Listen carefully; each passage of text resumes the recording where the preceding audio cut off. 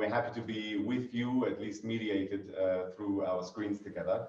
My name is Jonas Tinius, and I'm moderating this event tonight, a conversation that I will be in some ways moderating with my colleague Margareta van Oswald, who's present with us in the form of audio recordings, but will punctuate the conversation at certain points tonight as she's taking care of a small baby that will make itself heard as well later.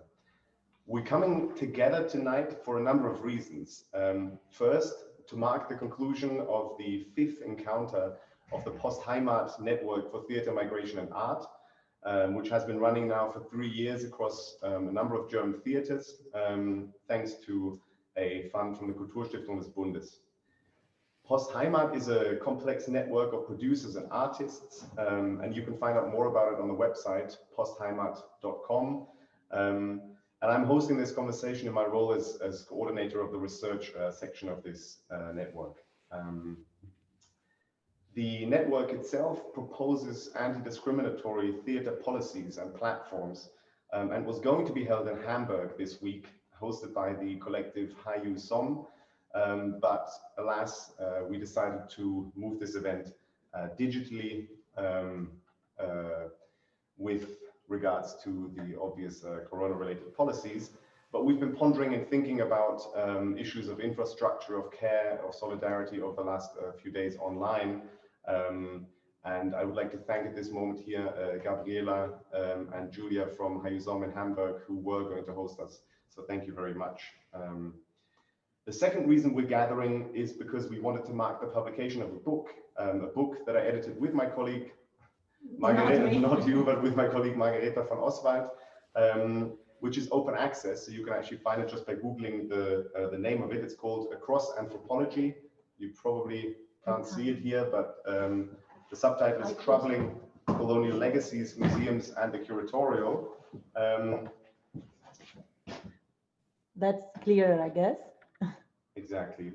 We think of this book actually as a sort of starting point of a longer inquiry into the changes in the curatorial field relating to Western and European universal heritage institutions. And so we've set up a series of iterations from which to think these questions further. And we usually invite scholars, curators, activists to join contributors to the book in conversations. The book is the outcome of a longer-term research project on museums, art, curating, and heritage that we conducted at CAMA, the Center for Anthropological Research on Museums and Heritage, led by Sharon McDonald here at the Humboldt University in Berlin.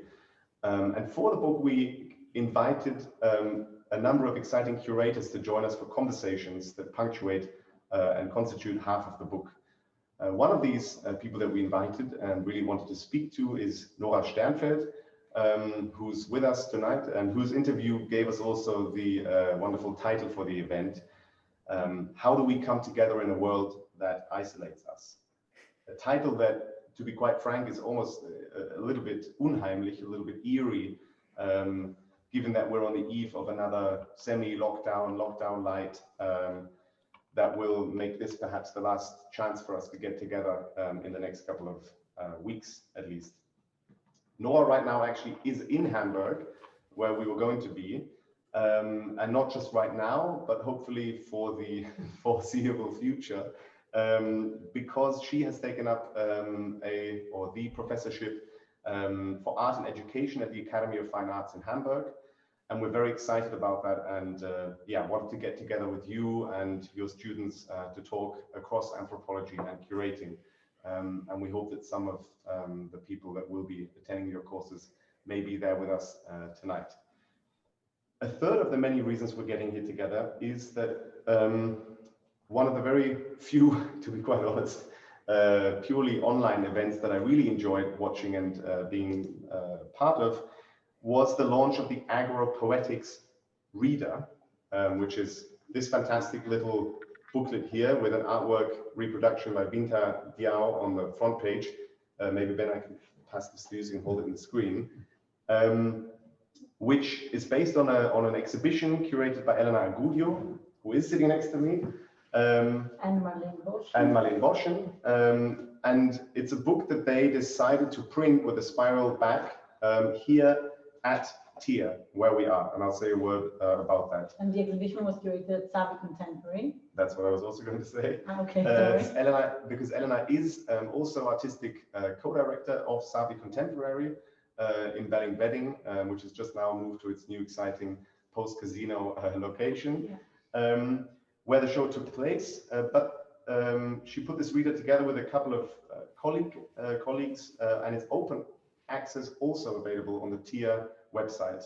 I should also say that Elena was once actually also a guest professor at the Hamburg Art Academy, where she curated a show and published a book with a title that I never fully understood and now makes complete sense to me.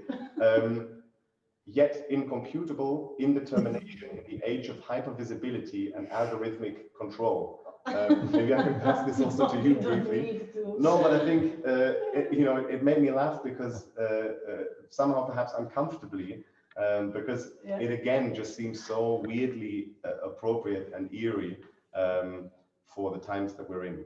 But anyway, we are in Berlin, in Neukölln, and hosted and undergirded infrastructurally by the wonderful art space TIA, which is short for the Institute of Endotic Research, founded by Lorenzo Sandoval and Benjamin Busch. And the two of them responded very openly and also, I should say, very spontaneously this morning to my question of whether we could use their great setup, about which they will say a word in a moment. Lorenzo actually can't be with us right now because he's in Murcia in Spain to set up an exhibition. But he left us a message locked in from the toilets in Tegel Airport. Yeah, I would like to thank these two very much, and especially Ben, who's here with us actually, there on the side of the screen. Yeah, he's going to play Lorenzo's message in a moment. But actually, I thought that you could maybe come for 1 second and say something about TIA's engagement with the question of maintenance and the domestic, also so that people know where we are and what this is about.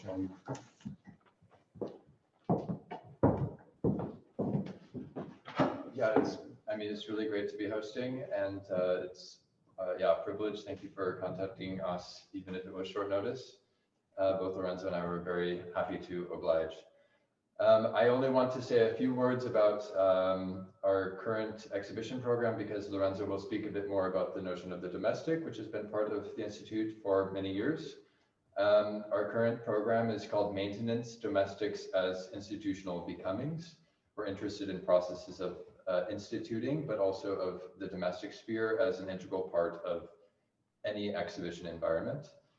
So far in the series, we've hosted exhibitions by Irene Fernandez-Arcas, the collective Dula, Monilola Olayemi Ilopeju, and currently Fermin Jimenez Landa.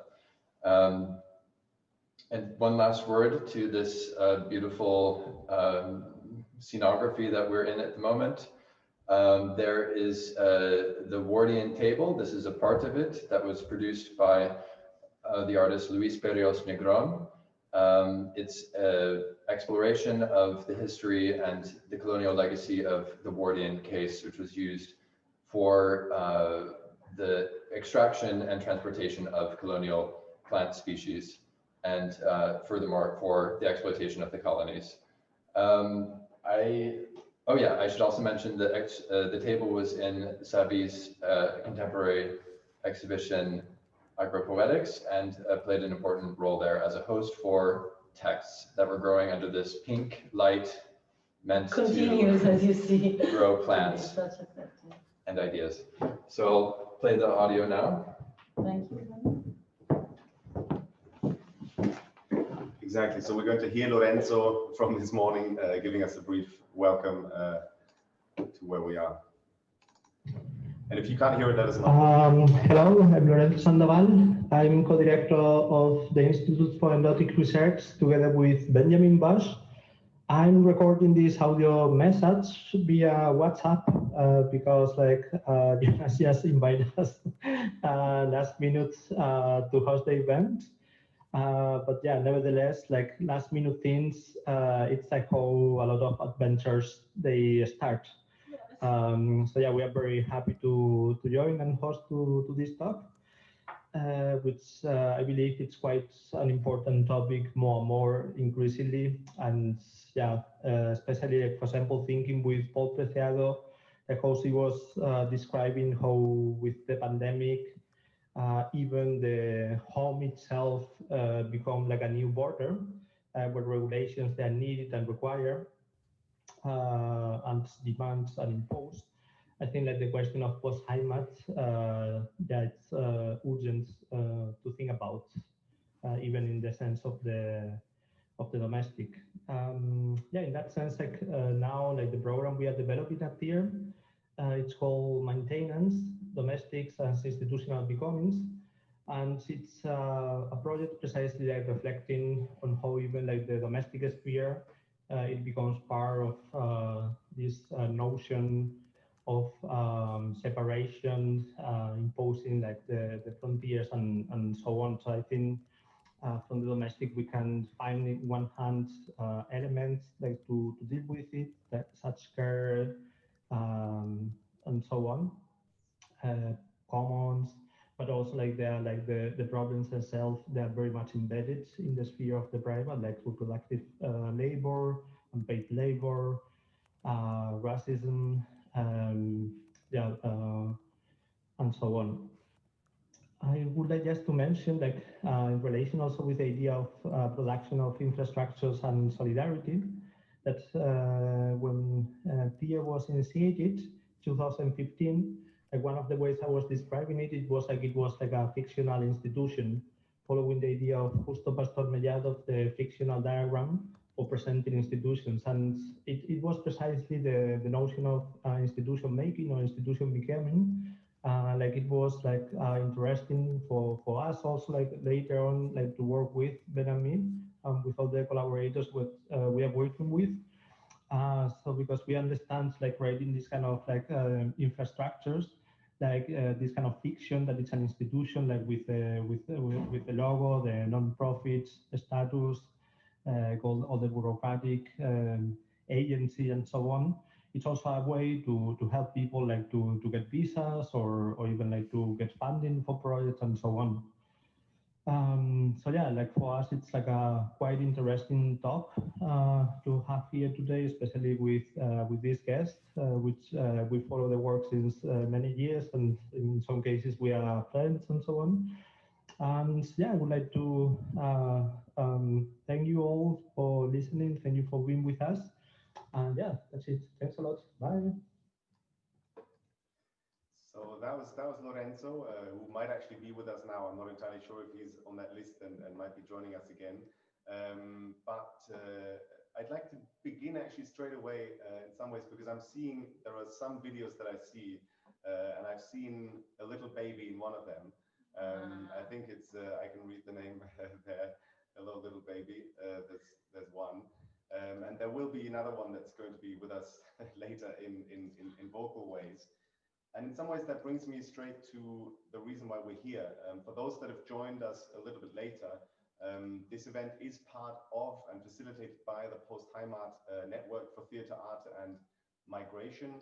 And it is a network that is fundamentally also concerned with something one could call a pedagogy that is not just in the classroom or in the kita, but actually that thinks about how we teach, how we devise curricula and canons for thinking about societies in the future. And for me, it is very exciting. And actually, Nora, I'd like to ask you a first question, that you're going to be in Hamburg and that your professorship is entitled Professorship in Art and Education. I know that, and we know that your work has been grappling with the relationship of education, mediation, the various ways in which you can interpret these words also in German, Vermittlung and Mittlung. And that these were fields through which you've really pushed your thinking about anti-discriminatory work, about curating, but also about issues of community building and solidarity. And so I'd actually like to ask you how you think that through such a position in a university, we can push these themes forward, especially questions of solidarity and commoning. How you think that's going to work through the relationship between art and education?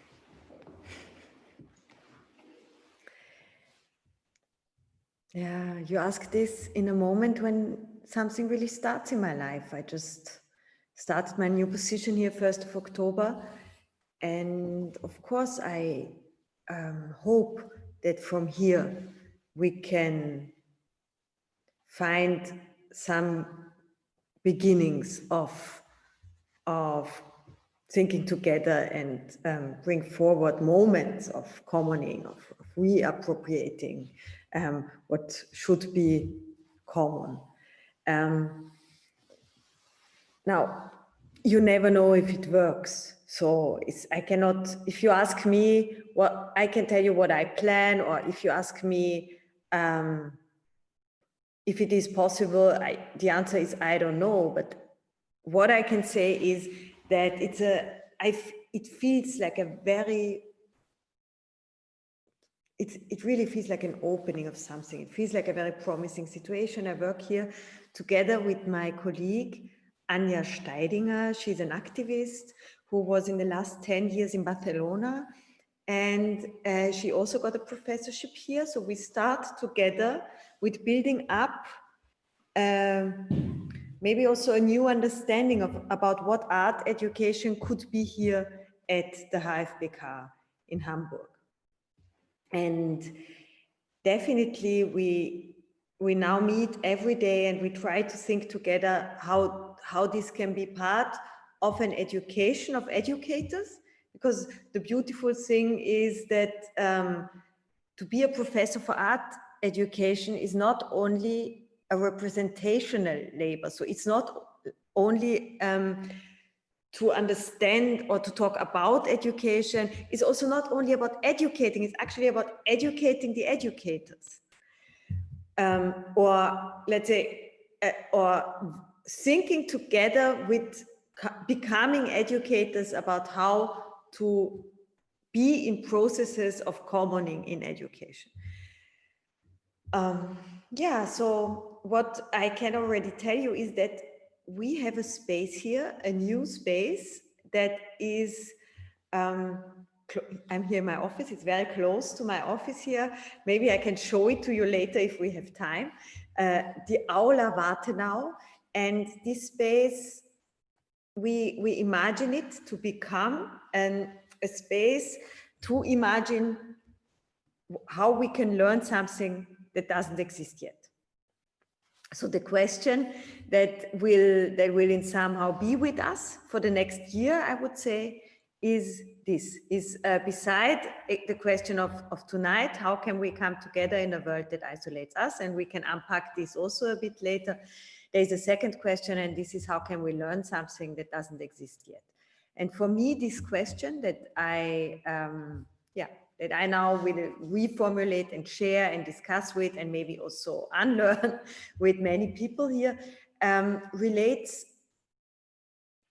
to the history of radical education, because this has always been about how to learn to imagine a world that is not defined completely by the power relations of the one we live in. So how to imagine a world that doesn't exist yet is what Freire calls being tactically within the system and strategically outside. Or which means to be part of an institution in order to think a different institution in a different society, in a different world. And this is embedded in this question, how can we learn something that doesn't exist yet? And it's also a question that calls us to learn from each other and learn together something that nobody can teach because it doesn't exist yet. And the only way to come there is through small steps and sharing thoughts, maybe come further in imagining another possible world. yeah, so this is what we will do together. My seminar is called exactly like this. So this is the question that I start my seminar with this question. I will read a lot of texts.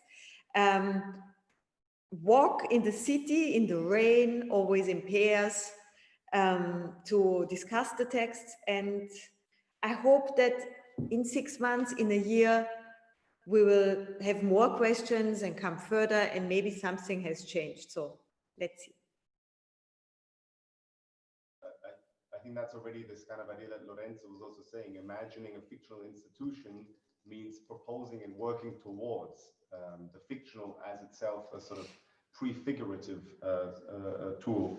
I wanted to focus on something that is very important, and one of the reasons why I highlighted the work and the word education and mediation in this sense, because you've been in your writings and in your work been working against an idea that in some ways art education is about making something intelligible to those that are not already inside the system. In fact, the way that I've always understood your critique of mediation and Vermittlung is that it's about understanding the different form and shape that the knowledge takes in each different field, be that in a school or in a university or in a curatorial kind of field. And I think that's why it's particularly important to think about this tactical and strategic movement between inside and outside, or as Giovanna Zapperi said in a conversation we had with her recently, to take seriously that maybe, and she was referring here to especially women artists in the 60s in Italy, to take seriously that an outside of institutional discourse is not a lacking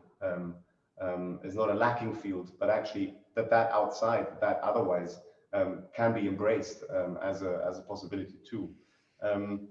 But we should not forget that this outside also doesn't exist. Maybe has never existed, but for sure doesn't exist anymore. And we can discuss this later if we think about the fact that we are more and more accessed. We will talk about this also, governed through infrastructures, governed through flows that actually don't flow for us, governed in situations that make our life, that are full of promises of making our lives easier, but make our lives, or the life of many people, unbearable. And in such a moment, you realize that this outside-inside thing doesn't work so well anymore. It's the whole problem is inside. And so what does it then mean to imagine something tactically inside and strategically outside? And I help myself, maybe it's just a construction, a word, with this idea of the para-institution that would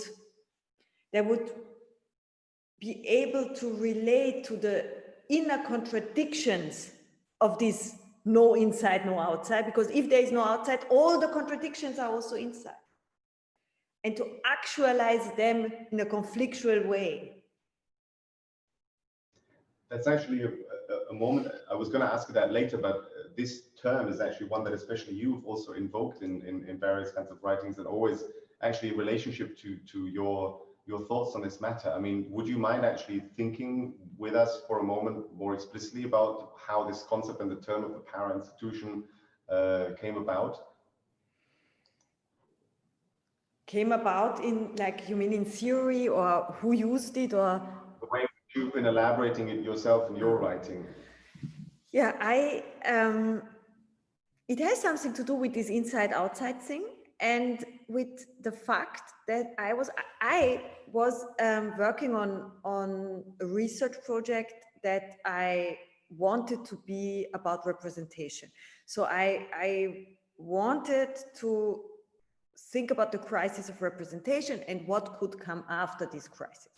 The working title was "What Comes After the Show?" And actually, I was hoping at that time, I really hoped that as a curator, after 20, 30 years, 40 years of institutional critique, there could be an institutional practice that could take this critique into account, and that could be about something else than representation, if we understand that representation is always again and again reproducing the powerful divisions. But during this project, I realized that it's not only me who is doubting representation. It's very much, that we live in a society in which representation is less important than before, and other means of power, other means of discipline, other means of organizing us gain a lot of different power. So to be calculated without being misrepresented, so I realized that maybe this whole thing, this whole critique of the nation, of the National Museum, critique of the representation and so on, historically happened at the same time as a decreasing of governmentality through representation. And that I might be not part of the solution, but very much part of the problem if I look what comes after the show. In a capitalist institutional mode, they would not be so interested anymore in making people function through representation, but rather having different representations on which people click so that they can be calculated and organized by different means, by different logistics. And realizing this, I understood that actually representation might be much more important than I thought, and to overcome it is not a resistant gesture, but to understand it differently, to rewrite it, and then looking for resistant practices within institutions and in art projects and so on. I realized that many activists, artists, and radical educators, mediators, theorists already started to do para-institutional practices. So did not leave institutions behind, but used institutions to make it other means, to make another world thinkable. But yeah, so this is how I came to this term of the para-institution. A context that would not be solely about representation, nor solely about structures or infrastructures, but bring these two together. And the prefix para is very helpful as a Greek prefix, because it is a prefix that actually meant from the very beginning something that is at the same time within, alongside, and related to something outside. So this inside-outside thing was is para-institutionally and somehow subverted by the prefix itself. I think that's very helpful, especially for the questions that I have for you later and for our discussion. I was thinking if maybe at this point we could go straight to the phrase that we wanted to unpack, which we chose as the title for tonight's conversation, which was a phrase that we also gave as the title of this interview with you, and I think is, yeah, as we already said, becoming ever more relevant for so many different reasons. And maybe we could play a recording. We've actually got several recordings tonight because Lorenzo is somewhere else and Margareta is taking care. And so she has actually prepared a question for you, Nora, that I would like to play now. And give us signals if you can't hear it properly.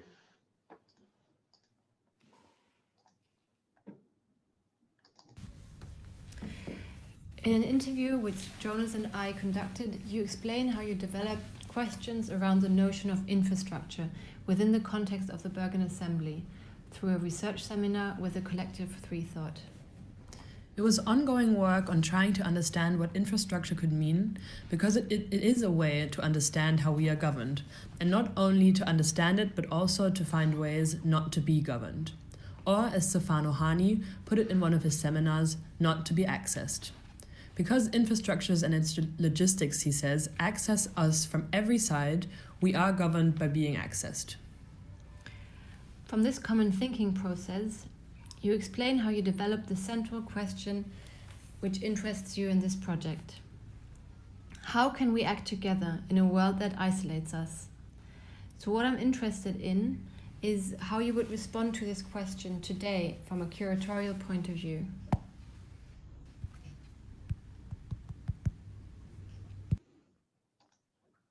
Okay, we switch back to our audio. I hope you were able to hear this. It's a broad question to you, Nora, but it's really the central question, and maybe you can take a little bit of time to unpack this issue.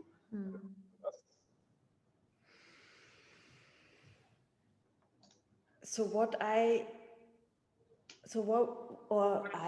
we were discussing in the moment when this question came up was how could we insist and persist with solidarity when whatever we do will always already compete with each other. And so this was actually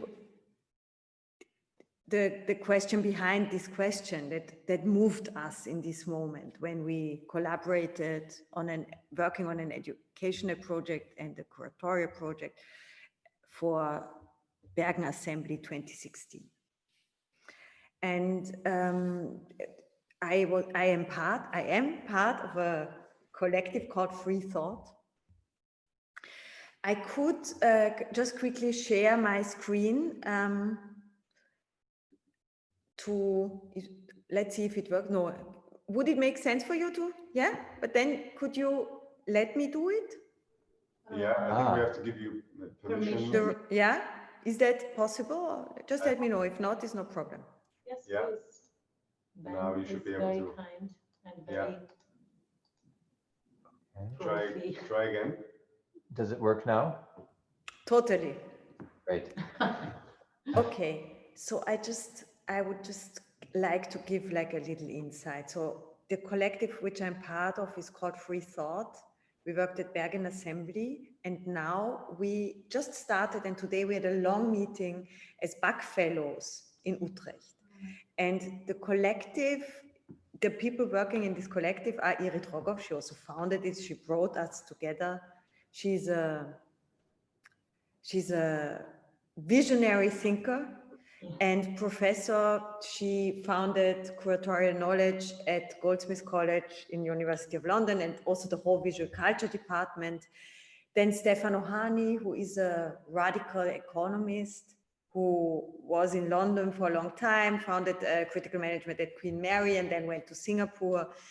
Then Adrian Heathfield, who is a very dear and reflective dramaturg, and he's also, he works on endurance, and he really brings the question of endurance into life and activism and theory, and so endurance performance as a question of how to relate also between generations and in an affective way.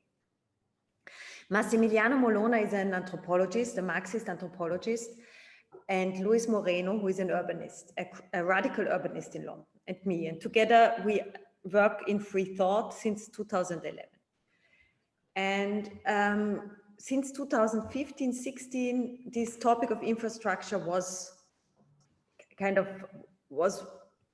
what we worked around, actually to understand what it could mean, what it could be about if everything is more and more about infrastructures.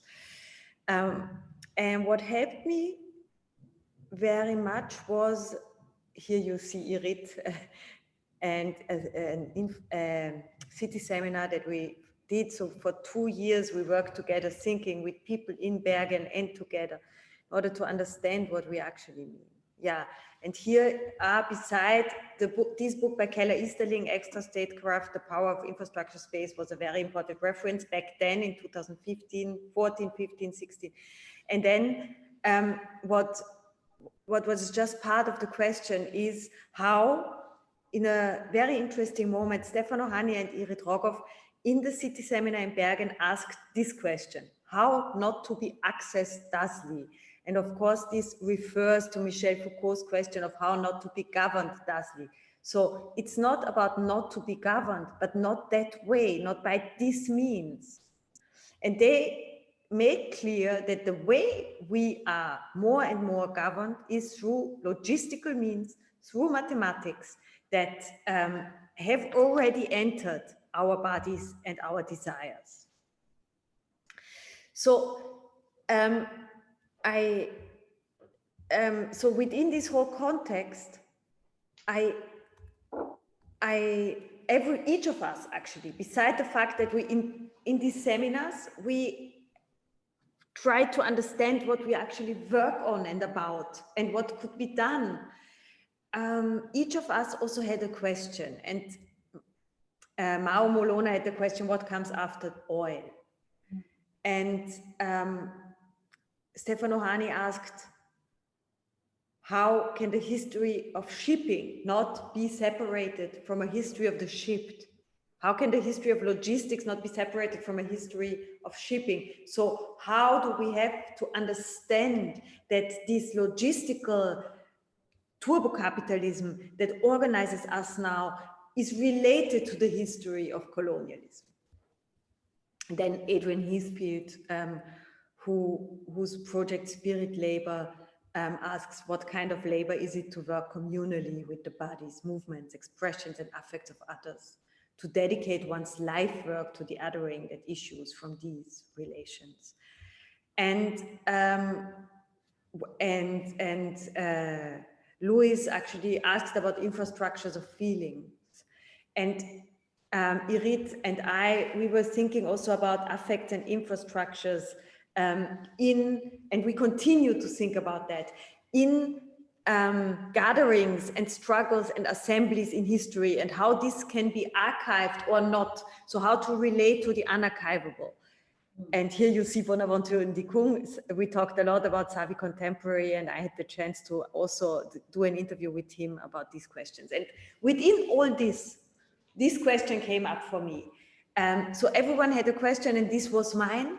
I thought if we ask, how can we not be accessed thusly? For me, this is the question of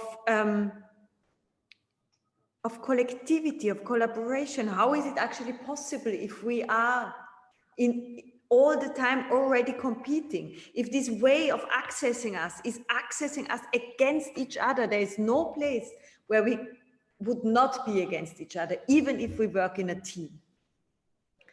And this question was maybe became much more precise when I read the book by Judith Butler on assembly. And then, and here maybe I really unpack a bit. And then I thought I would like to do a space in which we could discuss this, a very ambivalent space, a coffee house, knowing that coffee houses are one of the means of creating these neoliberal gentrification infrastructures in cities all over the world.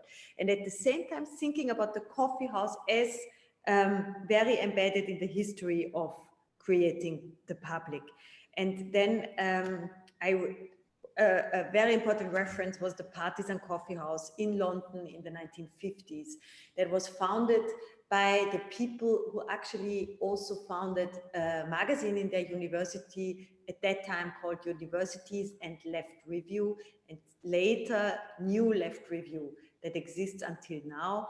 And they couldn't imagine to do a journal without places where this journal would be debated. And that's why all over the UK, you would have debating contexts. And one of them was this coffee house. And the first three managers of the coffee house were Stuart Hall, Raphael Samuel, and Eric Hobsbawm.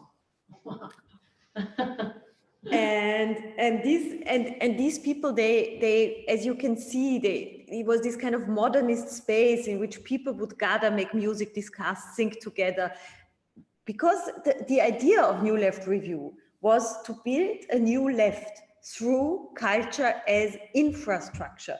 So this coffee house understood itself as a cultural infrastructure that would make another world, another left imaginable. And yeah, I wanted to refer to that and see what it means under these conditions of competition.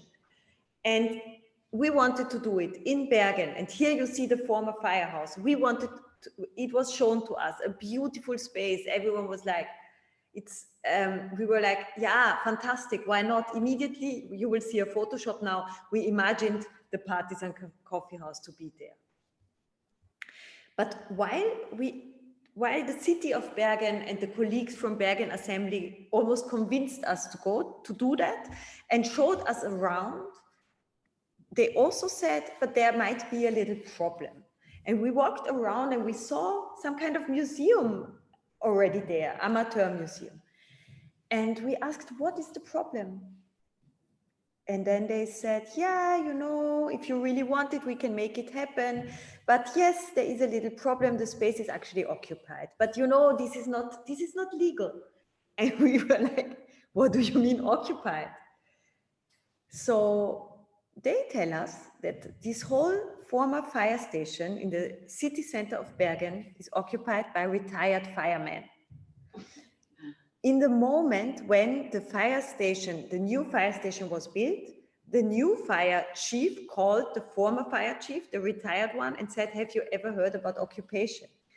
And so they decided to occupy the space with the huge machines because they have a claim, and their claim is that this is not, doesn't become a shopping mall or hotel or whatever, but should become a fire museum.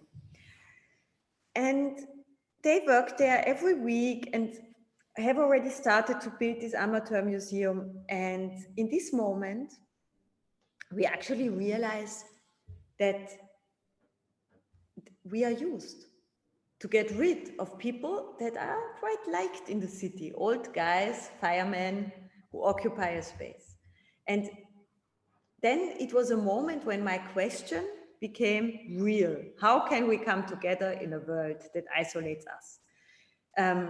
So we, as the art crowd, are somehow used as the gentrifiers to get rid of the occupiers, the gentrified the people who want this to be a fire museum. And this is what I mean, it's actually why I want to be a curator. This is what I am interested in. Are these encounters of conflict. And then the question was, how can this become a curatorial project to follow my question as thoroughly as I can? What would it mean to follow my question? How can we work together in a world that isolates us? So what I proposed is to meet the firemen in their own space of assembly. So the space of assembly of a group of occupying firemen looks like this. Let's think about how your installation, which you sit in, and this space, what do we have in common? What is maybe also different? And we proposed to meet them there together, the group of free thought and an artist that I asked if she would be interested to collaborate and to propose the occupying firemen a project. So we entered and we proposed a project, and the project was called the Museum of Burning Questions. And we actually presented the Assembly of Firemen this idea that we would be their guests. So we would give up this hubris of being the host, the curators as the hosts, that we would actually be the guests of the occupying firemen. And as their guests, our project would be called the Museum of Burning Questions, and it would be enacted in different ways. One of them would be an art project by Ilse Rosenberger that would document their struggle for a fire museum. Another one would be a coffee house, the Partisan Coffee House, which would be an educational performative space where also people could drink coffee, but also talk about infrastructure and start tours through the exhibition. And a third one would be guided tours through the future fire museum that the occupying firemen would give. And this was our project, the Museum of Burning Questions, a para-museum in the occupied former fire station of Bergen. The fire station is occupied by retired firemen who have a claim to realize a fire museum. And the Museum of Burning Question is not representing this claim. It is established within the occupied fire station as a temporary alliance with the occupying firemen. So the Museum of Burning Questions only exists when it is enacted as a space to think and debate, and the Partisan Café was its central contact zone. So here you see some photos that Isa Rosenberger did for the video. And this is an art project by Ariel Schlesinger. Fires need audiences. That was absolutely not done for our concept. Absolutely not. It was done for the Center of Contemporary Art in Tel Aviv. So we brought these tote bags in order to also understand us and the firemen that it's not, that this has many meanings. And that if we talk about all this, we also talk about war and what it means. And so that this Museum of Burning Questions would just confront us with many different and more questions. And within that, we had the Partisan Café and a group of educators, performers, theorists, thinkers, coffee makers, Tora Endestedt Björkheim, Freya Beckmann, Kabir Carter, Johnny Herbert, Jenny Moore, Arne Skog Olsen, and me. And together for the whole time of Bergen Assembly, we were there every day and tried to enact this, this idea of these complicated, let's say, try to enact and debate this complicated contradiction between competition, gentrification, and collaboration, the commons, and so on. Here you see us. And I think I stop here because this is, so this question was with us and we tried to understand it and bring it forward and follow it from many different angles. And of course we didn't solve it. So this is why I now still keep it with me. And it, yes, as you say, in the very concrete moment, has an uncanny new meaning that maybe was already inside there before. I stop here with the sharing of the screen. Thank you, Nora. It's very beautiful to hear this, in some ways, extremely tragic story retold, and really also to show just the importance of reflecting on the very infrastructures that you yourself have also been part of. I mean, you yourself have been part of setting up the infrastructures that could have facilitated the, the extradition, the gentrification of the space. So I think it's really exactly the kind of illustration of what you talked about, and it also already answers to the second question that Margareta had prepared for you, which was about the question of making conflicts livable. That was a phrase that you used in the interview in our book, where you spoke of the curator as being caught up in this position of conflicts between the bureaucracies that we're part of and the practices we may be enacting, and that it's about finding these kinds of ways through these compromises, making conflicts livable, as in this case. But I think I'd like to shift now, since we've already advanced with time quite considerably, to Elena, who's with us, Elena Agudio, who's joined us, who is, for those that have joined late, artistic co-director of Savi Contemporary, art historian and curator. And as I said at the very beginning, the last time that we were in this space, I was partly outside taking care of children, but partly inside listening to things. The last time we were in here, we celebrated a reader for an exhibition. We've already mentioned it at the beginning. A reader for an exhibition called Agropoetics. And in the meantime, since this publication, you together with Savi have published a whole kind of series of things. One of the books that has come out actually in 2 languages is this beautifully designed book that came up with archive books in 2 languages. It's also based on an exhibition and research project. In English, I Will Draw a Map of What You Never See, Endeavors in Rhythm Analysis. Maybe I could pass this to you. available from Archive Books, which is wedded now in Wedding, also together with Sabi in the same space. And in German, ich zeichne eine Karte von dem, was du nicht siehst, rhythmusanalytische Annäherungen. And in that book, sorry, this was based on an exhibition that you actually curated with Bonaventure Sobejengen-Dikong, Saskia Köpschal, and Anja Jäger. But it's in that book that you published a text that I've read many times and know very well, but and think is very beautiful, called A Manner of Flowing, of Doing, or Unfolding of Becoming. And I'm going to relay my question through Margareta, who's actually prepared a little reading and question for us. So we're going to play Margareta asking that question now and reading a section from it.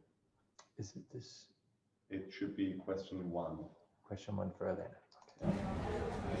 I'm sitting on my bed, not the double bed where for years I had been consuming mostly sleepless nights and devouring half-remembered dreams, but the very bed of my youth, the one on which the contorted and unrepeatable paths of my adolescence started to unfold, not without scruples. I sit and I am trying to edit a text that I have never written. One day, another time again, some months ago, I felt like chasing an illumination. Walking towards it, I tried to pause it. I noted it down, I thought, but I didn't. Like many other things in the uncontrollable explosion of contingencies and circumstances that is my life.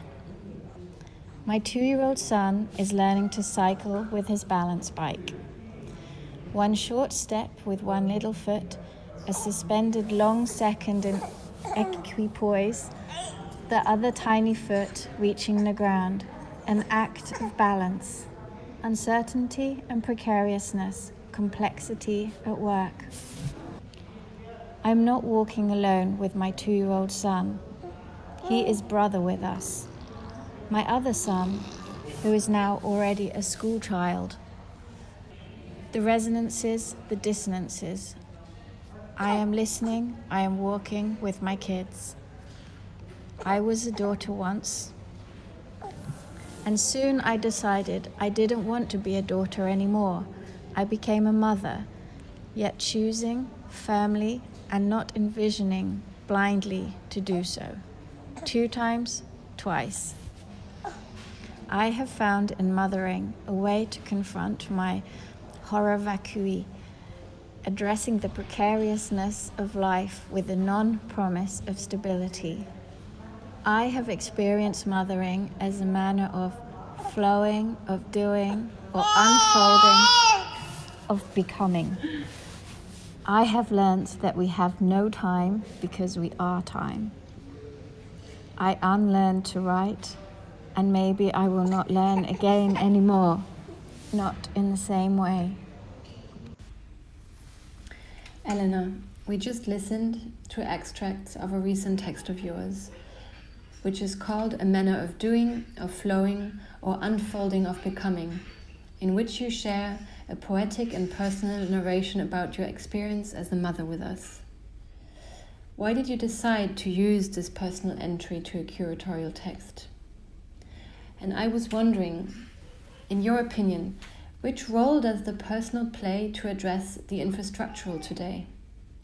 Or to put it differently, and maybe in a slightly different tone, how are some issues only possible to be addressed via the personal, intimate, and subjective? In this fragment,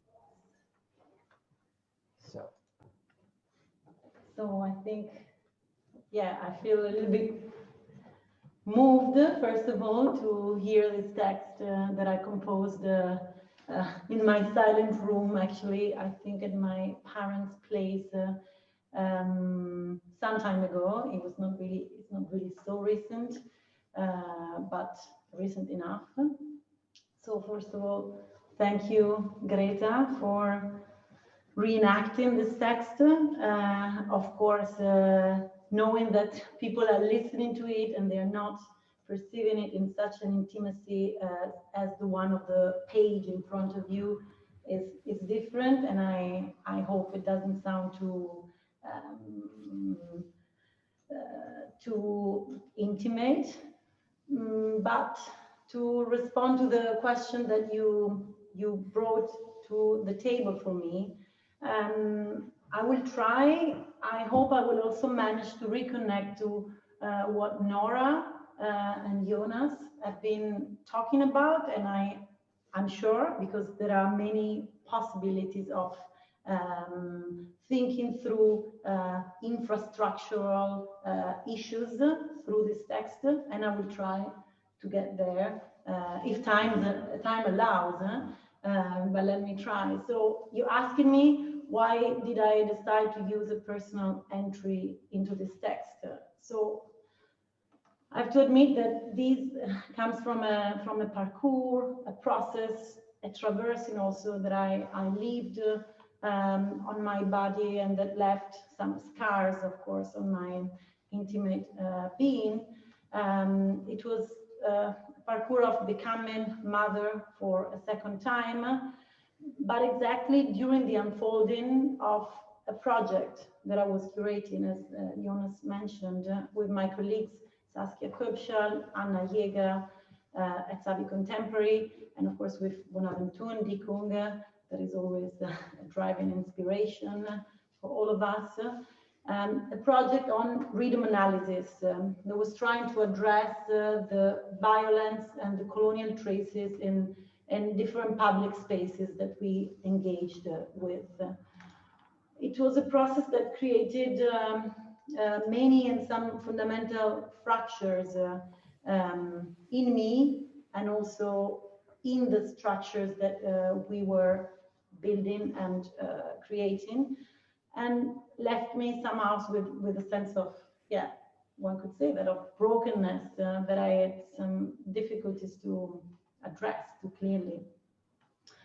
So because the project was trying to focus on rhythm, on synchronicity and asynchronicity of narratives, I was really thinking about the personal and the professional narratives, finding moments of overlapping and moments of friction, of course. And I was trying to find a way to crisscross and jam session them together in some way. And of course, I have to admit that in general, in my very chaotic and unstructured life, I can admit that I don't really put boundaries between life inside and outside the house. But anyway, as Nora is saying, there is no outside. Everything is absolutely entangled. So what I do professionally is also what I feel most existentially compelled to do and to experience. So the urging of making my own personal narrative blurred into my professional one was also a path that I was inspired to take by the work that I did with some colleagues at Savi Contemporary, inside and outside of this para-institutional space, as Nora defines it, that we are constructing collectively. And by the way, I think your question about the para-institution was also trying to ask Nora about how she considers the work that Savi Contemporary does as a para-institutional place and space. And of course, maybe I will get there by continuing. So, but obviously, also to come back to the personal and the professional and the political. Obviously, the personal is political. Generation of feminists have been making us understand that it's fundamental to say that loud. Oh my God, the personal is a political. In fact, I'm receiving a phone call. Sorry. But how difficult it is to translate this statement into a practice, how uncomfortable it is to bring to the fore your unsettling and unsettled sentiments and feelings, your difficulties, how complicated it is to admit that being a mother and working and having a some difficult relations is it's challenging and painful. So how to undergo the patriarchal violence that we live in public and private spaces, again, the spaces that are completely interconnected. How safe also is to talk about the difficulties of professional and private life and their entanglement. Of course, being a working mother, there is no need to say that it's difficult. Margareta is not here also for that reason, but beautifully managed to transform that into a possibility for having this kind of conversation. I think in the world there is a huge need of repairing, of repair on a planetary level for the many pains that we are living, that the earth itself, the soil itself, the environment itself are living in a world that is burning and is filled up with racist politics and sentiments. So I thought that, yeah, I could talk from my very own position and very own experience, because the worst thing to do is to universalize the struggle. And this project on feminisms that I've been working with my colleagues, many actually, but in particular, Natalie Mbabikaro, Federica Bueti, Kelly Krugman as well, have been really teaching me that it's important to really weigh the narrative of self-exploration and self-repair and recovery, to be able to be forces to change in this forces of change in this planet. So talking from my own perspective, that of course is also a very difficult perspective when we are talking about possibilities of undoing the violence of certain Western feminism, was for me fundamental. And I could do it not only, as I did in the other project, by addressing the problematics that I embody, but in this case, addressing this project with the struggles that I had to confront with. I have to say also that I had a very strong inspirational source, and this was a poem by Simone White. Simone White is an incredible poet writer that we had the honor to host at Zavi for a writing workshop, but also for a lecture that she gave in the context of We Who Are Not the Same, where she was pondering the dangers, the violations, the punishment faced by women who are seeking freedom today, by drawing on Audre Lorde's understanding of the erotic as an assertion of the life force of women. So by knowing her and understanding more and more from her different position, how multiple and transversal the struggles are, I was feeling inspired to, yes, for the first time maybe, to write a text in the context of a curatorial project that was really a little bit more personal. And I don't know if we have the time, but because I really appreciate, it's just a few lines to give, I mean, the politics of references. I would like to read a couple of lines from this poem by Simone entitled Or on Being the Other Woman, because there you understand how I also, yes, try to create a resonance with that. And I just read from like the middle of the poem, so you should then read it yourself to really get a whole picture. My boy has begun to apprehend such concepts as affection, better identified as interested longing. Does this one like me? Maybe it doesn't like me. okay, the bug, windy, undifferentiated consonants, unsorted, words please me so. One day I will tell how much time was there before he could evoke in me anything like interest. His thought interests me. I date from discussion of the need to use a pot or toilet for shit. In a few days, I would fall into a rage on the street, arguing with my mother on the telephone. What makes me, if her desire vibrates, as pleading packed in insult.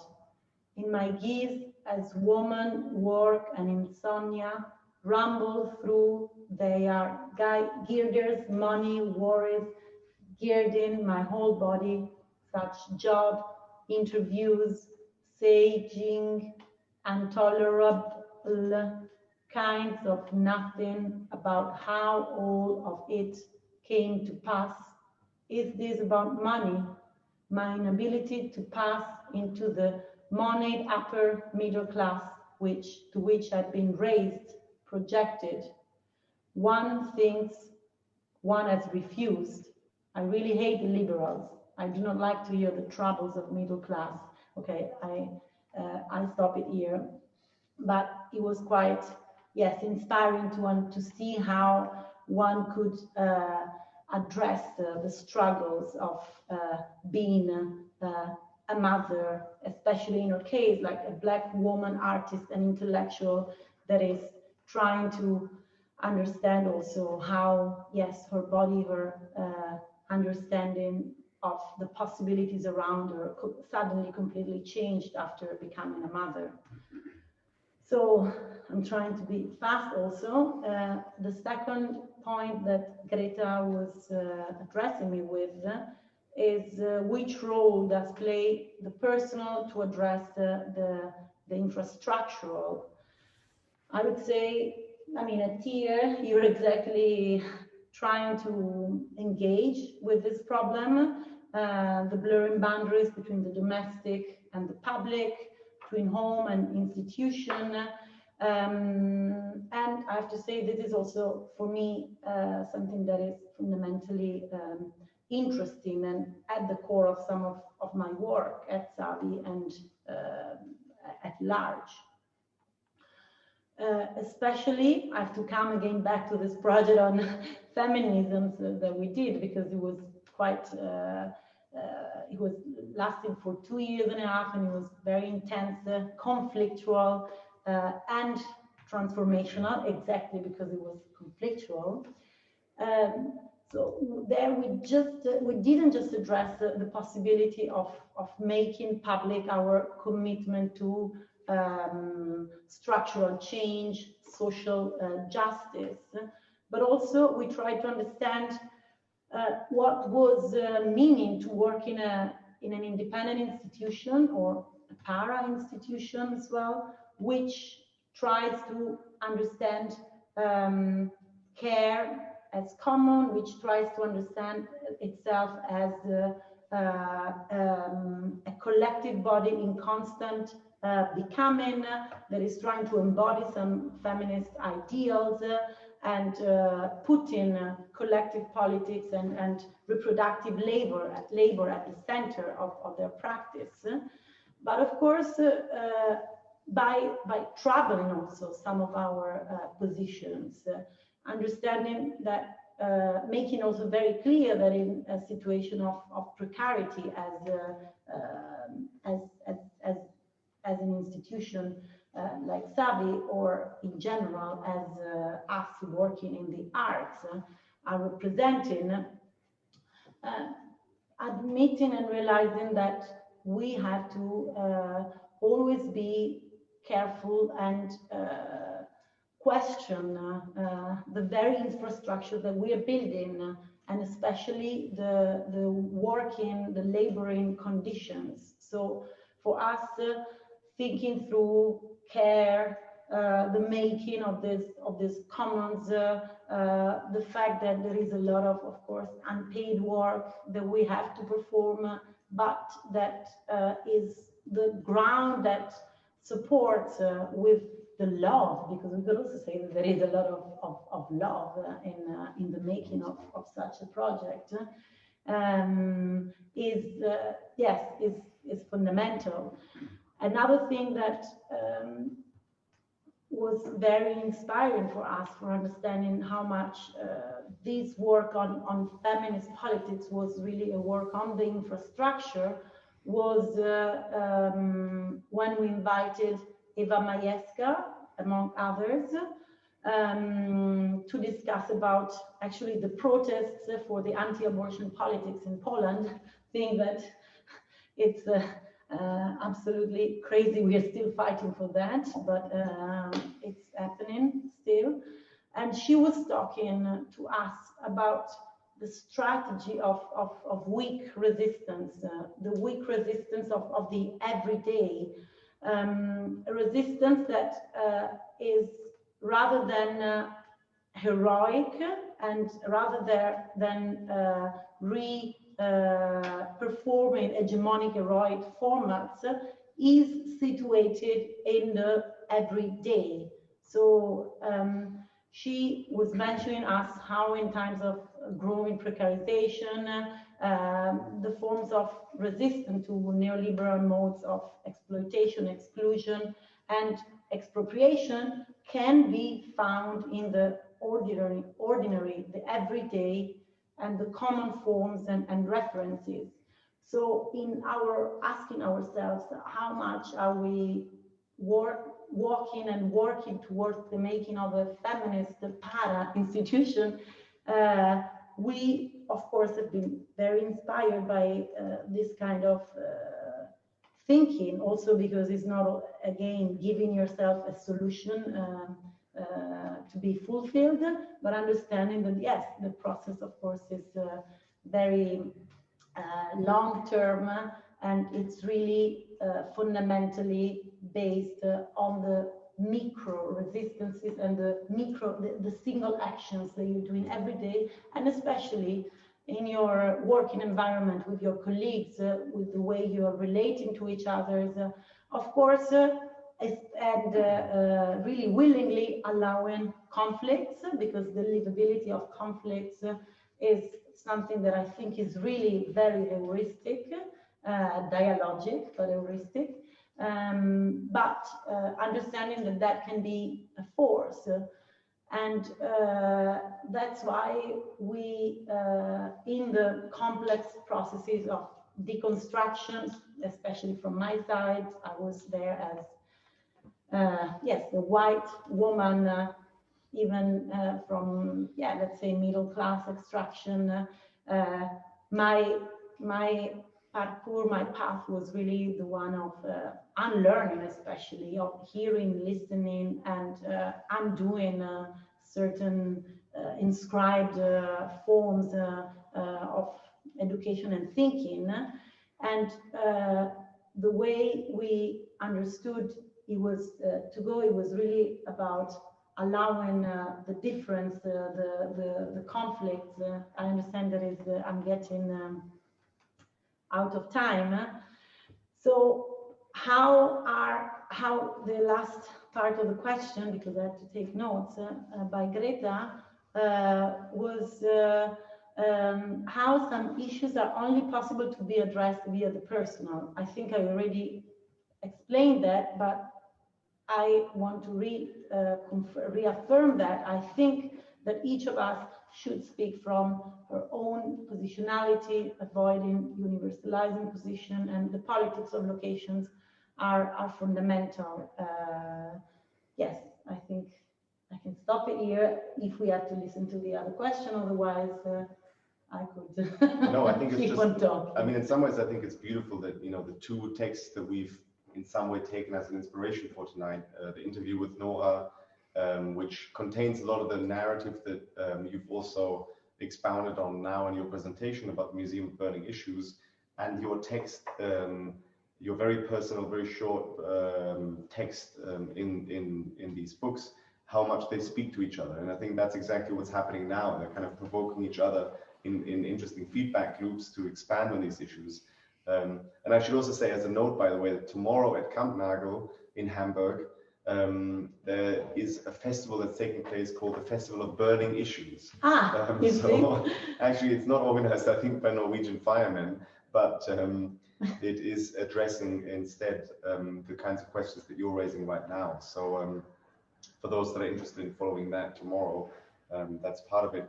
We did say, however, and this is also part of the very question of how do we come together in a world that isolates us. We are all, and I see some of you sitting in your rooms in front of your computers. We have the pleasure of being in a place that is in some ways distracting and entertaining. So we would like to listen to you and move it to you. I would just, however, because Margareta has put in this work of trying to find time with a toddler on her arm, I would at least like to listen to the second question or comment that she raises, and then maybe we can use that to open up debate. Okay.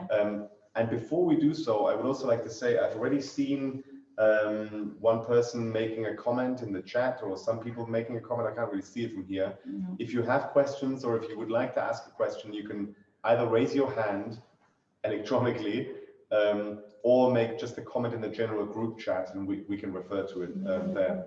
So yeah, anyway, let's hear the second question, comment, and then we move into discussion. The audio file. The second audio file, yeah.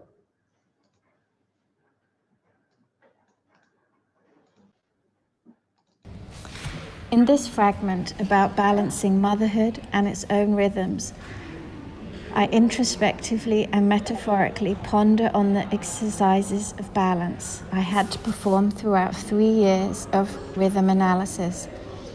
This time, interestingly, coincided with my experience of becoming mother for the second time. My pregnancy corresponding to the research phase, the breastfeeding with the realization of the project, and the phase of putting together this publication with the time when my child started to ride his balance bike. Throughout the whole project, my son accompanied me, and I accompanied him.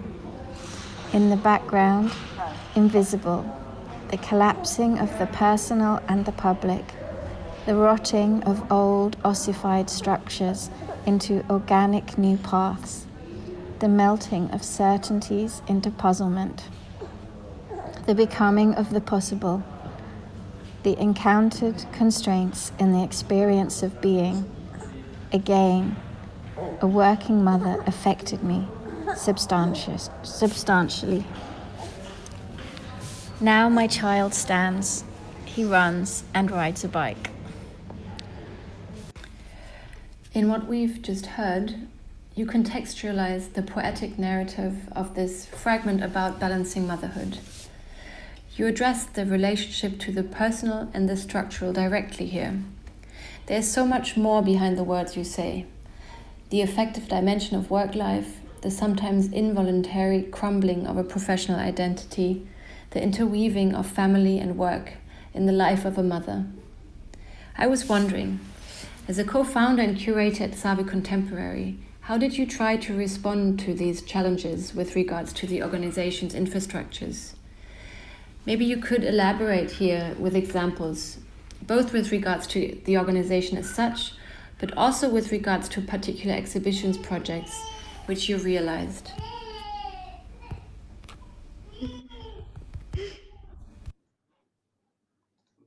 Okay, I think we just heard the last drop off of the bubbles. As you've already said, I think we've already engaged with some of these questions, and I would like to use the remaining time that we've kind of like given ourselves to open it up to the public. I hope, Nora, you're also still there and you're okay with that, because we actually also have a question directly for you from Baida. I I can't really read it properly, but Ben sent the question to me very Because kindly. it's very blurred. I will read it out to you. So Vaida is writing. But Vaida is actually here. Maybe she wants to. Perfect. So Vaida, maybe you want to ask the question yourself, if you like. Yes, hi everyone. Yeah, I don't know if that's like a chat questions or something, so sorry if I just intruded your chat. So yeah, so this is just a question I wanted to ask Nora, because I've heard about, you know, this partisan cafe a couple times, and I have been trying to engage with the question of what is this para institution, and most recently what Nora has published on Para Museum, which is also quite you know, a very rich discourse. So I think for me it's quite maybe just a personal question of do you, Nora, somehow engage with the question of the non-institutional? Like, is this also in your thoughts and in your practice to kind of think through that? Because it seems that this para-institutional is something that operates in a kind of parasitic, as you use this word in one of your writings, parasitic relation to the institution. And so I was thinking, is something as non-institutional, could it be a form of commoning that withdraws from the institution? Or if you say that there is no outside, can it be a non-institutional at all? So thank you. Yeah, thank you so much for this question and for thinking together. I actually,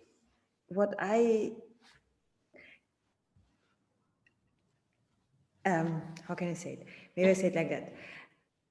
My practice and also my thinking, it's very influenced or owes a lot to the historical writings of Antonio Gramsci, who was a founder of the Communist Party in Italy, and has been very important for many people who were practicing and writing about radical education later.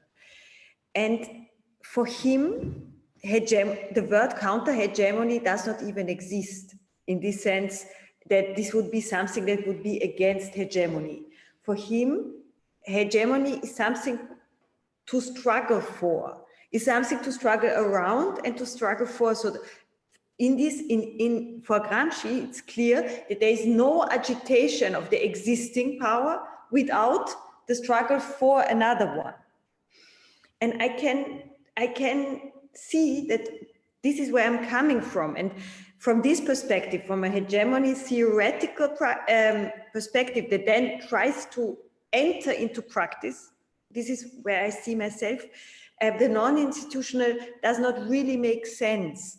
But I don't think it does not make sense at all. I just realized that from how I think, from where I come from, it does not seem to make so much sense.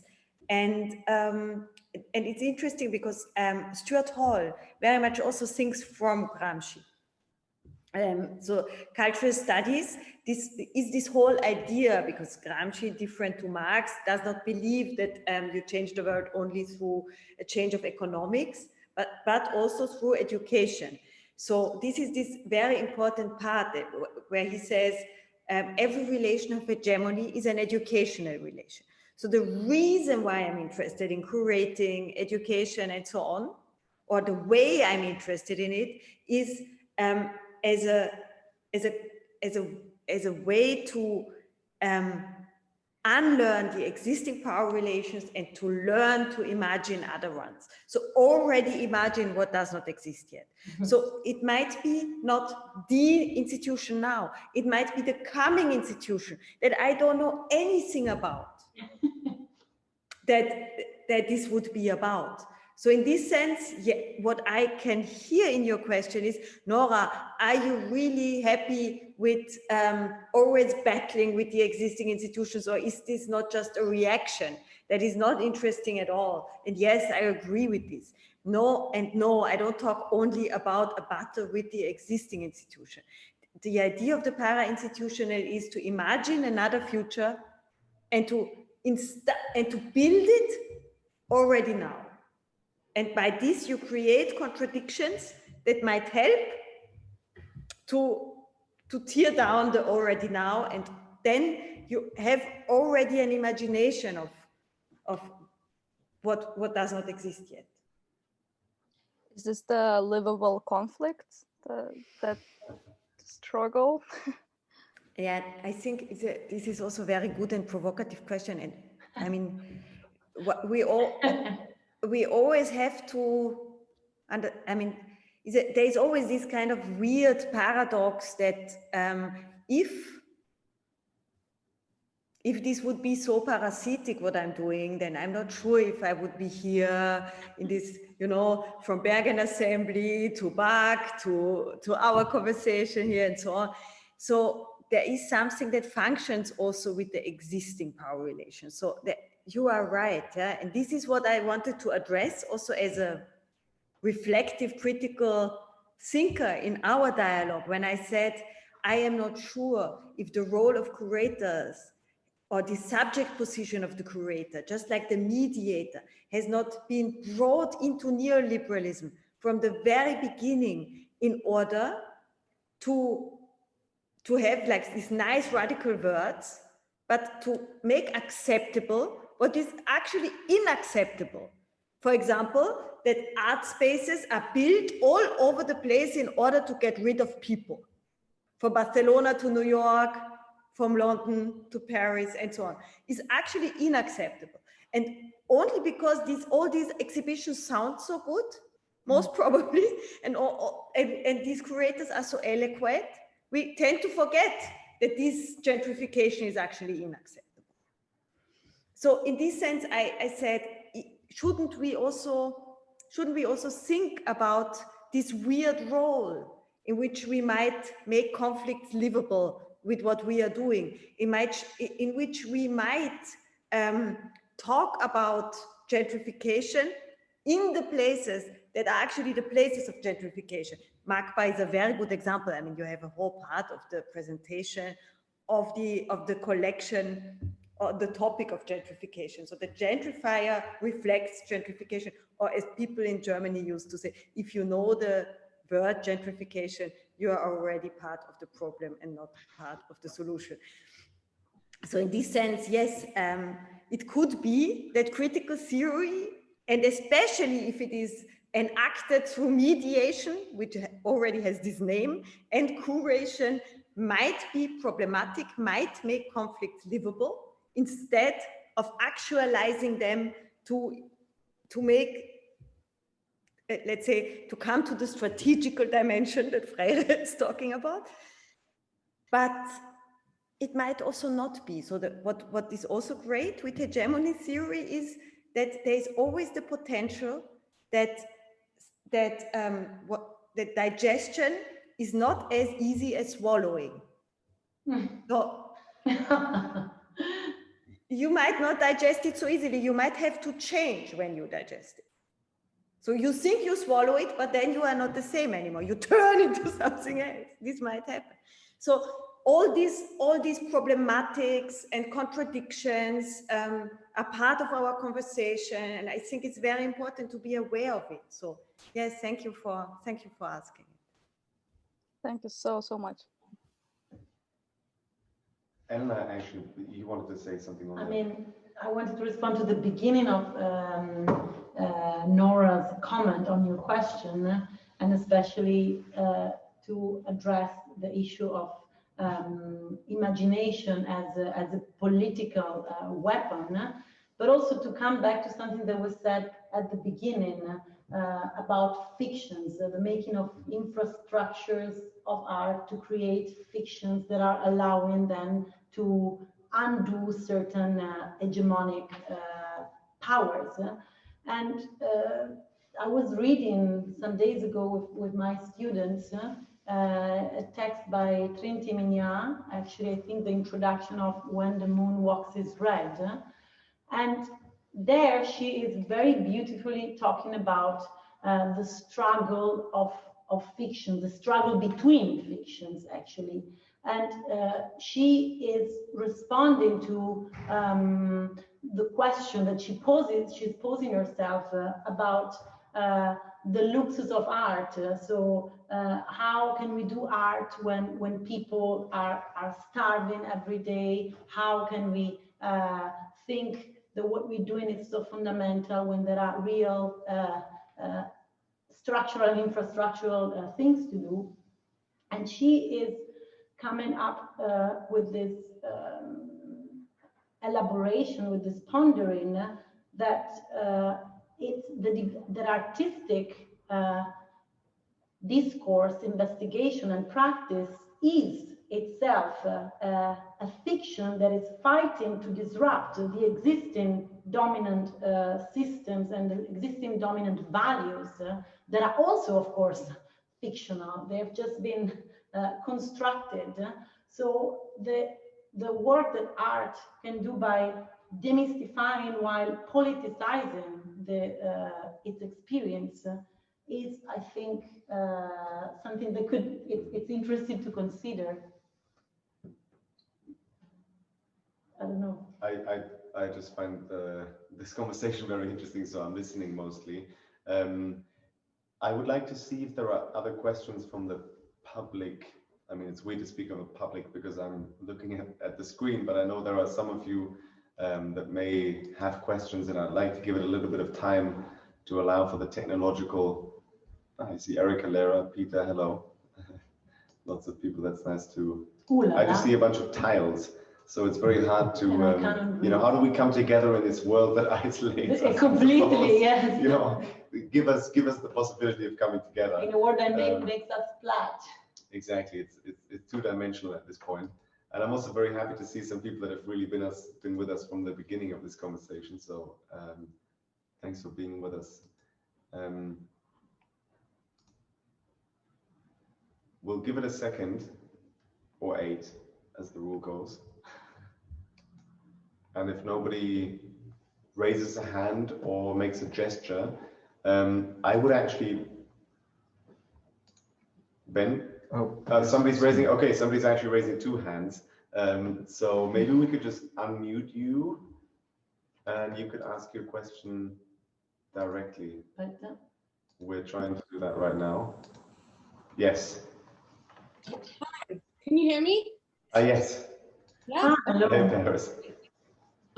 Wow, there's so many great things that I noted, but I guess I have to boil it down, and I'll go back to the latest thing.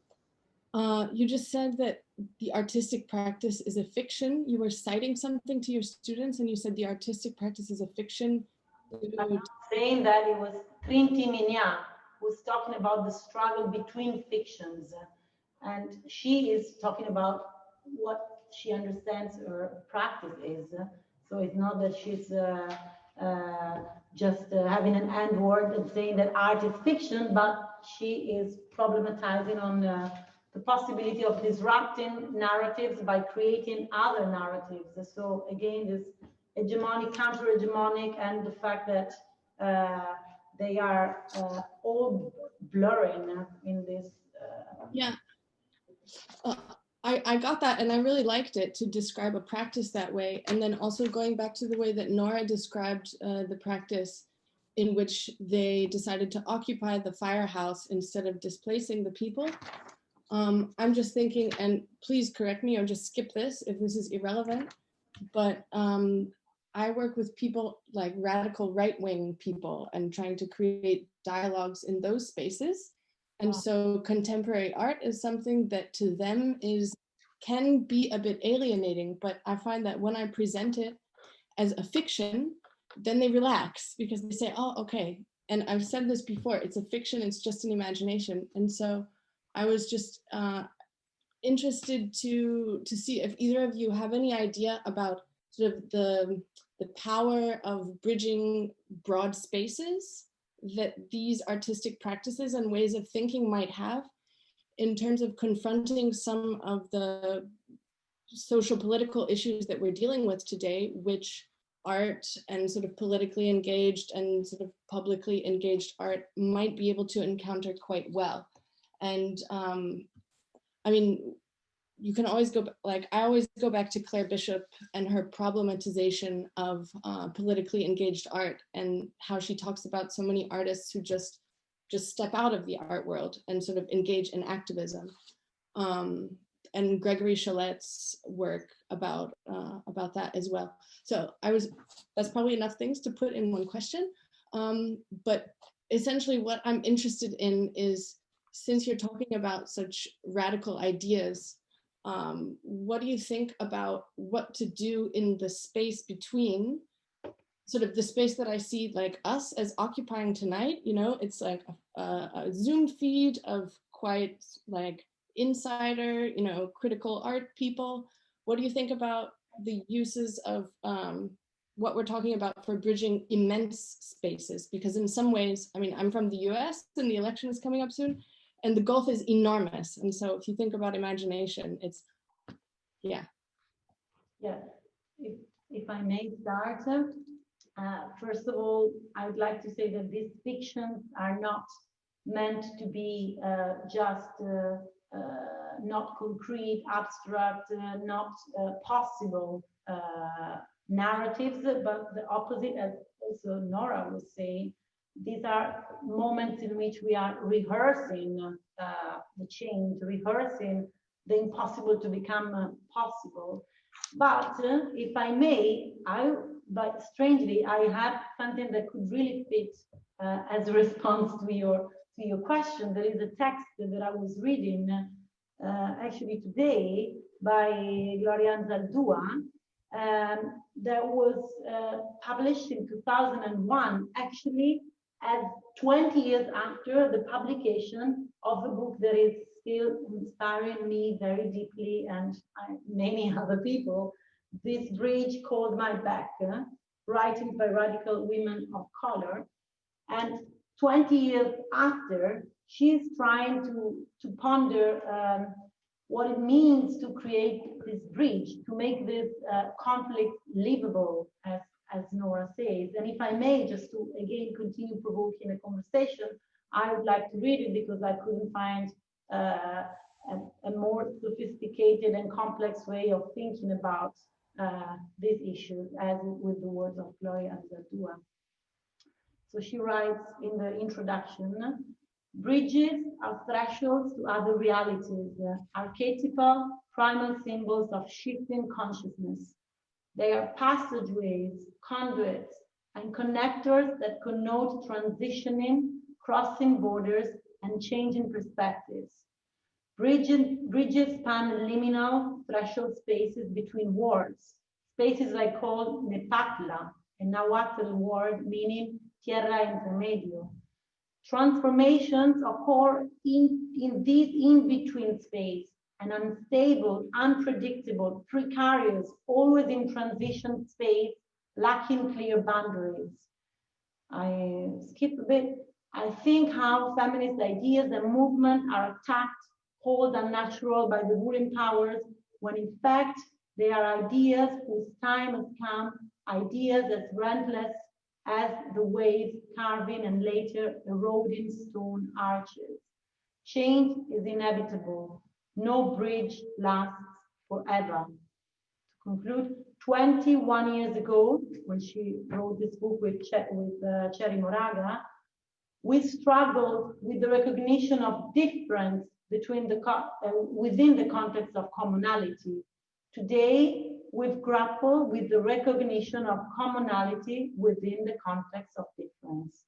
And she continues. So I don't know if now we are bringing too many things to the table, but I don't know, I was so inspired to read that and to think about what could be this bridge that we call home, renegotiating the definition of what home is, and also the understanding of what we do in our professions and in our lives.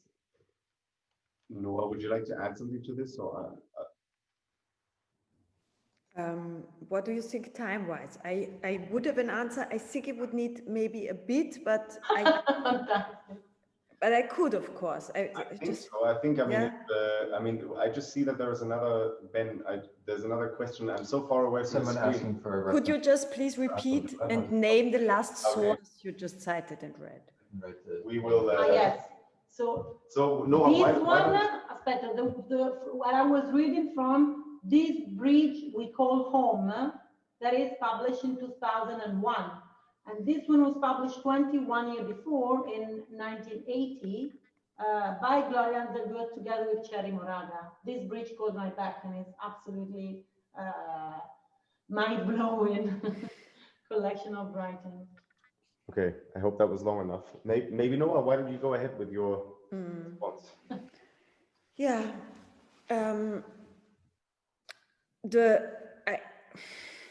I think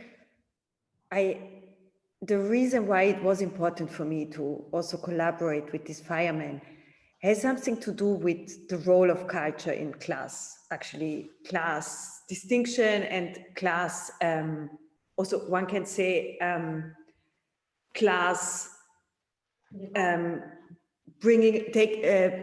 putting away. I mean, you can say class segregation also when you talk about gentrification.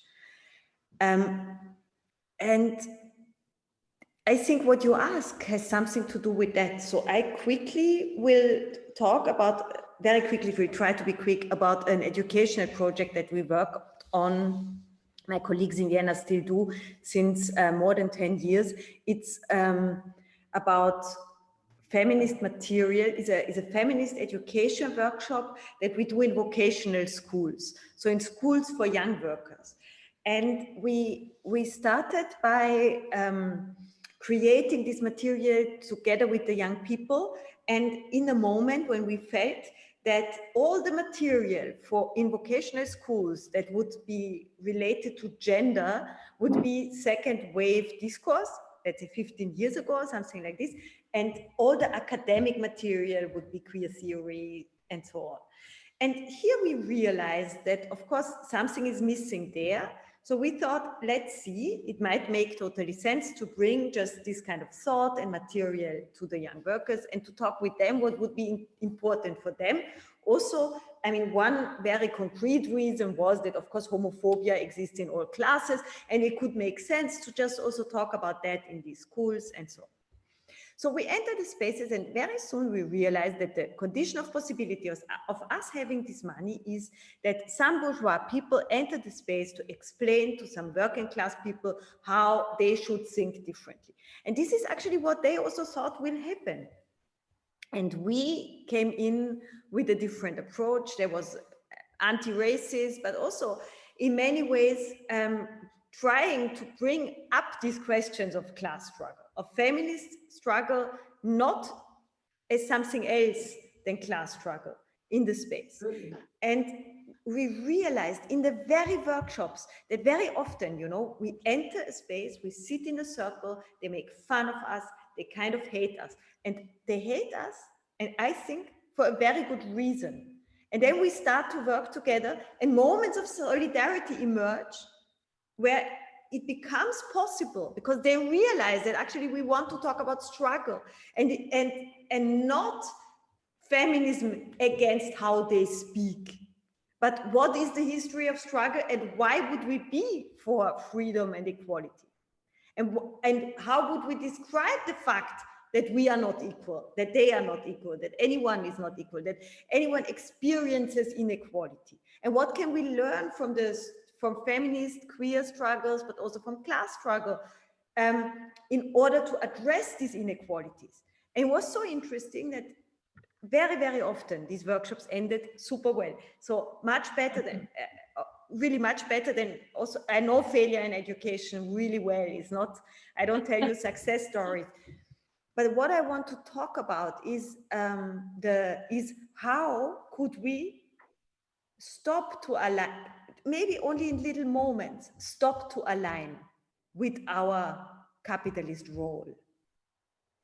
And if we would do it sometimes, some new solidarities might emerge.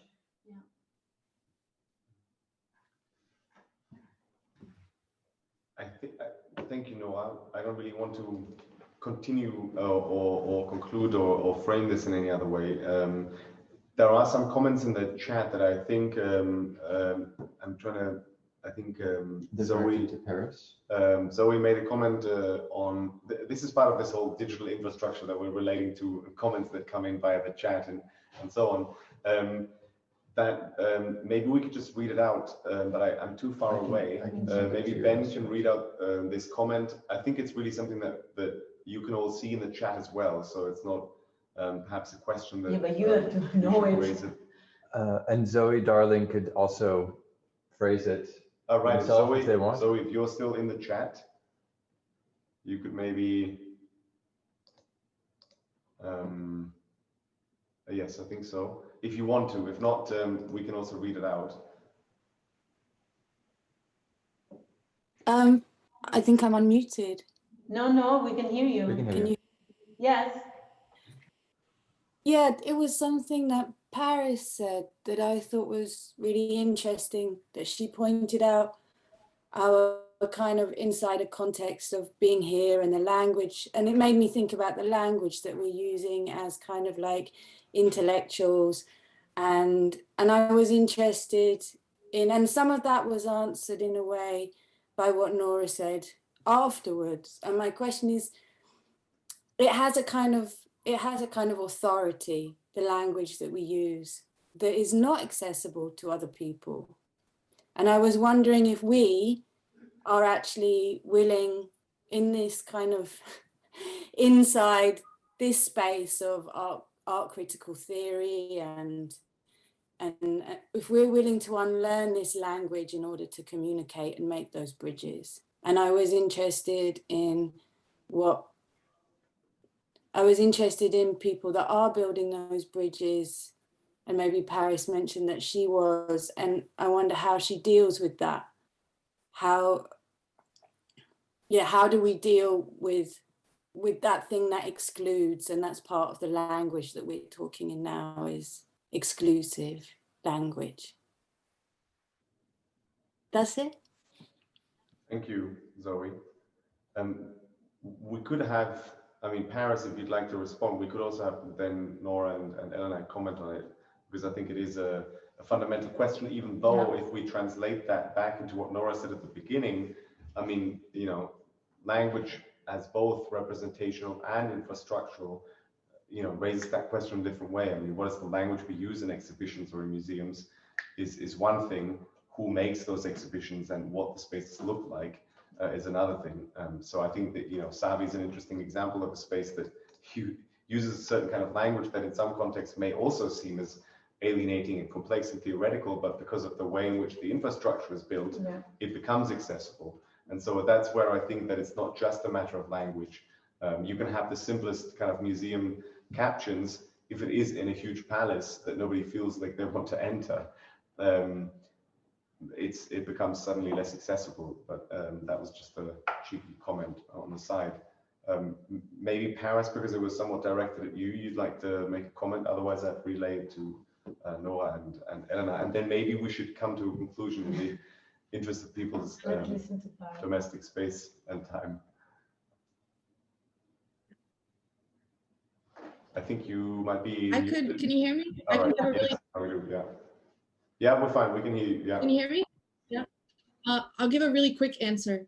Yeah, to the question of language, Zoe, I describe myself to people that I work with as a translator of the left. So I tell them that I agree with them that the left and the progressives and the liberals, I mean, like, I couldn't even begin to talk about like the art, the critical art people in Berlin, like they just wouldn't get that. I will talk about, because I think a lot of good work is made that can raise questions, but unfortunately a lot of the people who make the work and who show the work and who write about the work, they kind of have their own language, which isn't necessarily meant for people who aren't in the space. And of course, that's also a question of access. So it's, I mean, I like to think about the article International Art English. It was in Triple Canopy maybe like 10 years ago.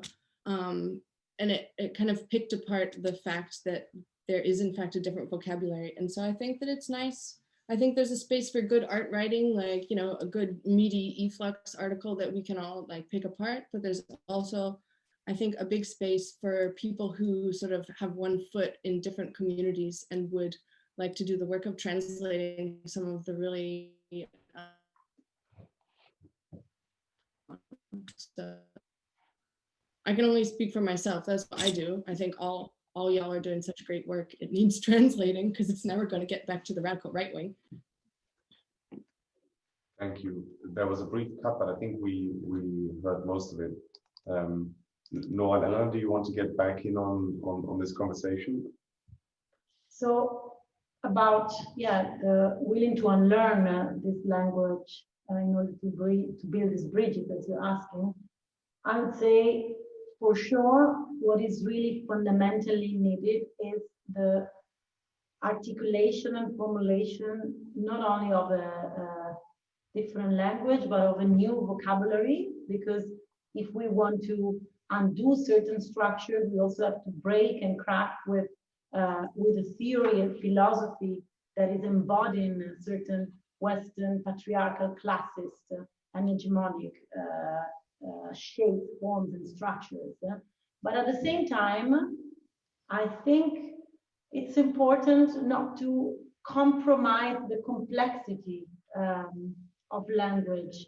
We have to absolutely be inclusive and avoid being exclusive and using a too complex language, but because you were also mentioning what we try to do at Savi, and we often have discussions because not only our concepts are sometimes using difficult words and complicated, but even our title are very long and very tortuous.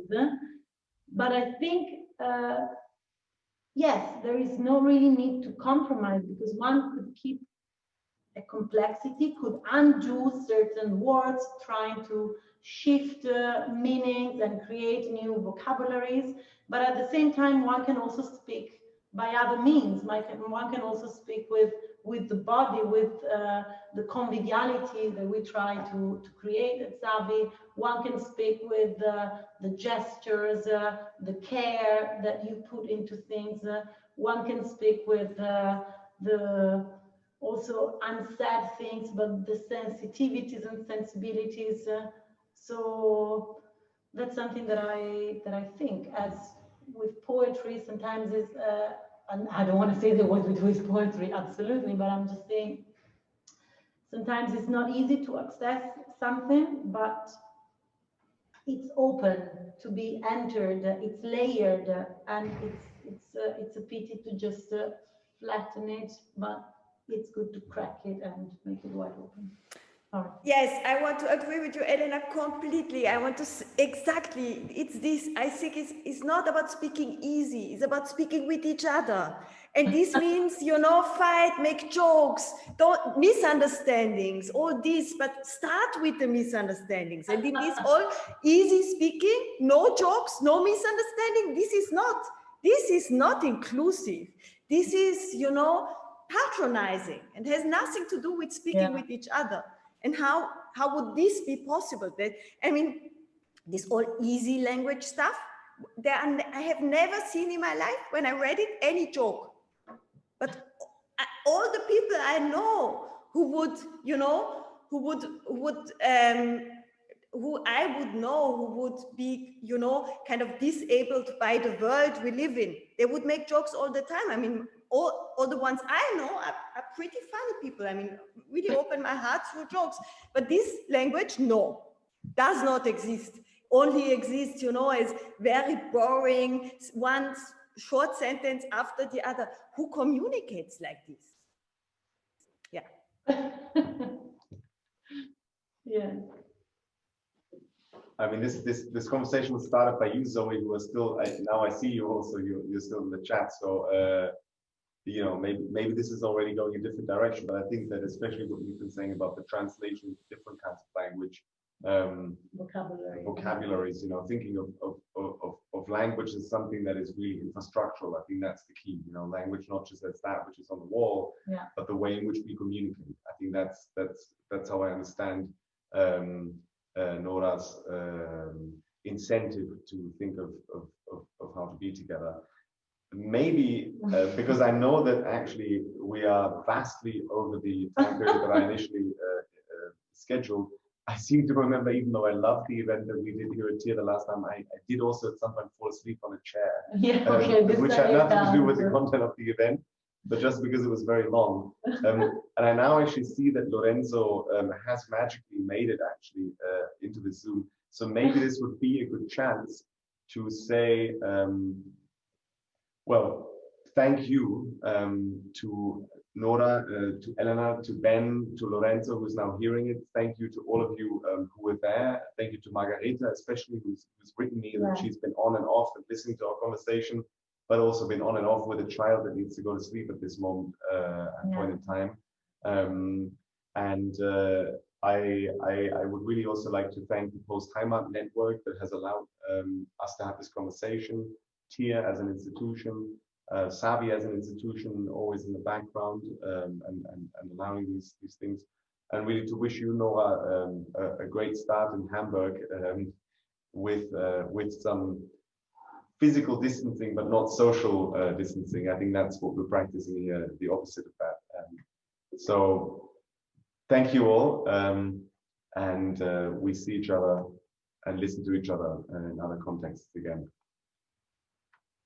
Thank you, especially Jonas, Greta. I really thank you for your question.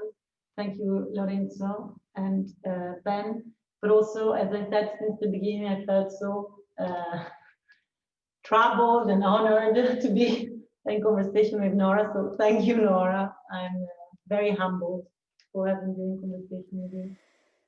Come on, Elena, it's fantastic to speak. What is this? From the beginning, I told you I don't understand what this is all about, but thank you so much for this invitation, really. And for, I mean, let's just continue. I hope we will. We will. There's not really a way to say, let's you just have to click. We just all disappear. With your agreement, we will make the recording in some ways available for those that have missed it and not been able to, or would like to re-listen or re-watch some aspects. And please get in touch with us if you've missed a part or if something was not intelligible. Or intelligent. or you know, yeah, in whatever ways, get in touch with us if you'd like. And tomorrow at 5 p.m, I should also say, the Burning Issues Festival will feature the PostHeimat Network on a live Instagram interview. I'm not entirely sure what that means or how that will work, but if you're interested, check out the Kampnagel website and the Burning Issues Festival tomorrow. I'm sure it's interesting. Yeah, and have a good Friday evening. Thank you. Bye. Bye.